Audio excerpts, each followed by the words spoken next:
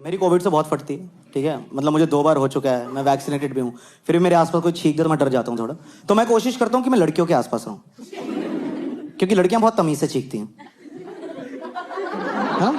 नहीं, कुछ तो छींकती नहीं, वापस अंदर ले जाती हैं, ये रोक लेती हैं। कुछ पावर्स होती हैं इनमें यार।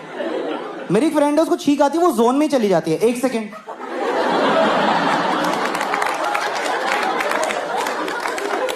गई।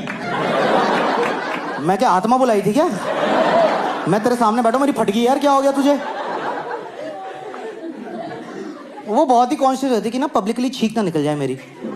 लेकिन कई बार आप नहीं रोक पाते। तो एक बार हम एक रेस्टोरेंट में बैठे थे, करती। मैं क्या हो गया करी? मैं खुल के छींक, फेफड़े फट जाएंगे तेरे। ये आंखों के डेले बाहर आ जाते हैं भाई छींक रोकने से। और वो इसमें भी एम्बैरेस हो गई है। Sorry, oh God, oh father, I have sinned.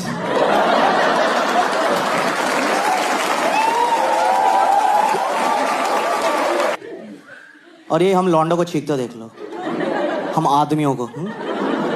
हमारी छींक नहीं होती, हमारा परफॉर्मेंस होता है। देखा कभी किसी अंकल को?